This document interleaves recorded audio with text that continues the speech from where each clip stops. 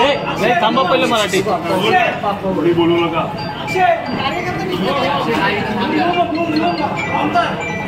तुम्ही गेले काही दिवस सुपाऱ्यामध्ये परिवर्तन वगैरे वगैरे ऐकतायत, मला बोलून द्या ना। बोला साहेब, बोला। परिवर्तन वगैरे बोलतायत। खरं तर तावडे साहेब हा तुमच्या भाजपच्या नेत्यांचा अपमान हे करतायत। आमचं प्रतिनिधित्व वसई तालुक्याचं 2009 पर्यंत माननीय विष्णुजी सावरा जे कॅबिनेट मंत्री आणि पालकमंत्री होते, म्हणजे सुपारा प्लॅटफॉर्म असेल, एसटी डेपो वेस्टचा असेल, हा वाडा मतदारसंघात होता आणि त्याचं प्रतिनिधित्व सावरा साहेब, खासदार वनगा साहेब करत होते।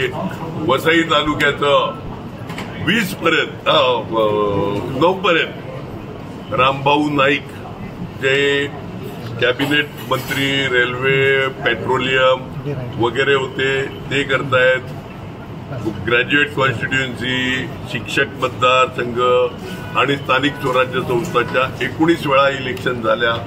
तिकडे भाजप आणि त्यांच्या मित्रपक्षाचेच 19 वेळा आमदार होते। एवढं असताना काही डेव्हलपमेंट झाली नाही असा आरोप केला, म्हणजे स्वतःच्या हे आताचे जे खासदार आहेत ते स्वतःच्या वडिलांवर आरोप करतात 30 वर्षात काही झालं नाही डेव्हलपमेंट।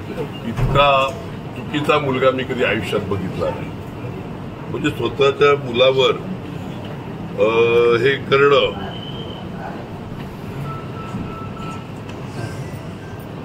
चुकीचं आहे।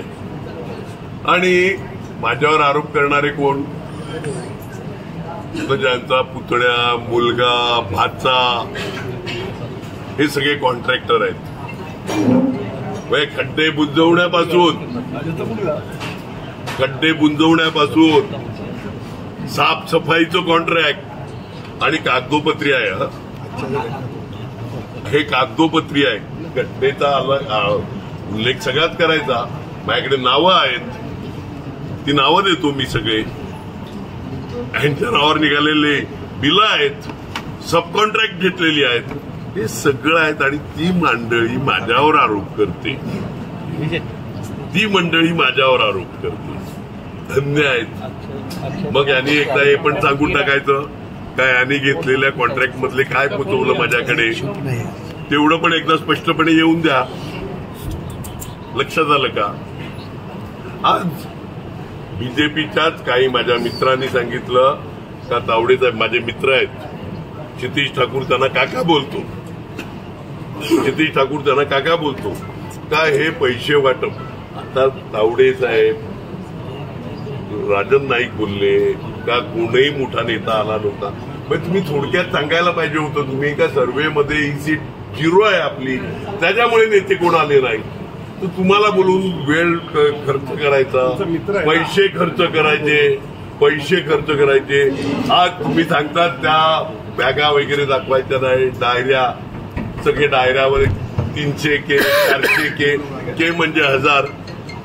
निवडणूक आयोगाने किती पैसे पकडले या हॉटेलमध्ये, त्याचा पण उल्लेख। एकाच रूममध्ये 10 लाख रुपये अजून खर्च चालू आहे। मग हे पैसे कुणाचे? आता एवढं तर सांगू नका का ते पण हितेंद्र ठाकूरचे होते पैसे, असं असेल तर ते मी घेऊन जातो, मला उपयोगी पडतील कुठे काम धंद्या करता।